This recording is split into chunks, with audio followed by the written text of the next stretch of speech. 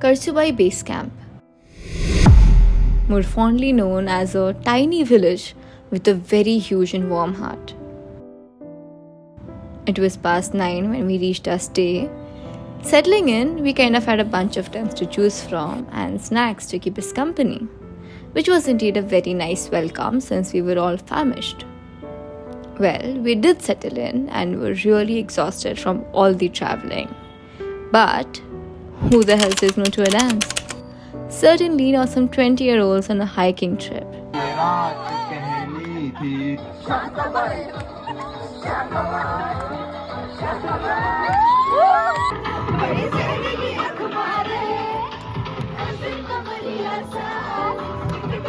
It did turn out to be really fun though.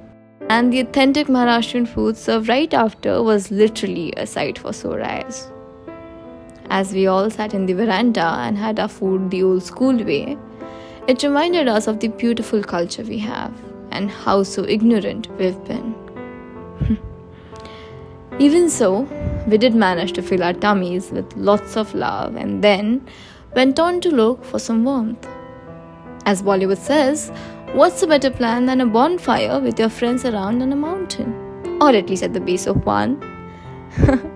It was simply a lovely night, getting more and more chilly with every passing second.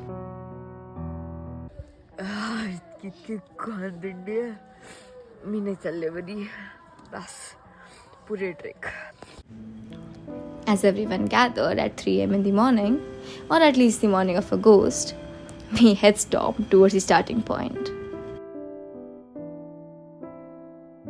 It almost felt like a privilege to be able to walk under a starry sky holding cute bright torches. Well, after correcting a few wrong turns, we did manage to reach a starting point. And in no time, even our first halt. शेवटचा trek आपला पहिला आणि शेवटचा longest trek in Maharashtra pass. It was then when we realized that the idea of hiking with friends was far more fun than the actual hike. It was not going to be easy, especially for the ones doing it for the first time. Well, with about 22 people aboard, there wasn't much room for discouragement, so we moved our asses and strided forward no matter the consequences. In the process, I also managed to learn a thing or two about treks. Number 1, if you are with the front group, you can go fast and halt ahead in the guise of waiting for the ones far behind. Totally loved this one. Until we actually had to wait up when some of our friends got lost. Yeah, it was scary, but thank God they found their way and we could finally be on ours. Number 2, the best thing about moving up is being able to look down. Yeah. All the little things that go unnoticed in their solitude start to make so much more sense in the entirety. The shimmering lights of the town beneath force you to admire the beauty that surrounded you just a few hours ago. Yet, the trek continues with a somewhat wiser self of yours, crowded amongst many others as the mountain pompously declares its enormity and the trek suddenly gets harder. The horizon started burning as we began losing our patience from all the waiting, until the paths finally cleared and we could move forward in a full swing. We were very close to the top and desperate to not lose the sunrise.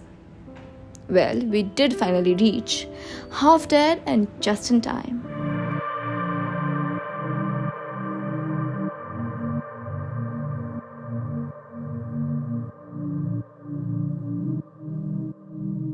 It was such a relief to know that we did not give up halfway in spite of how difficult it got.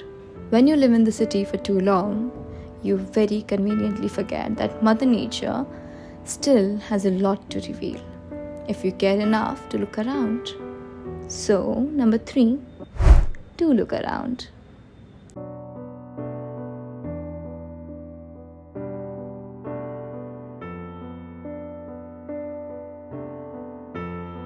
With the last ones finally arriving, we headed to feed our exhausted selves with the most delicious and the only breakfast available, poha, chai, and obviously Maggie.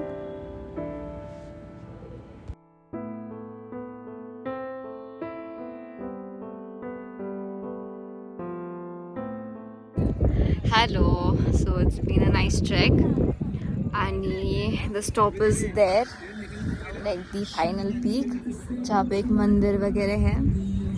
But the oxygen is very low here, and I just could not go any longer. So I decided that this is my peak. It's not the same for everyone, and it's fine.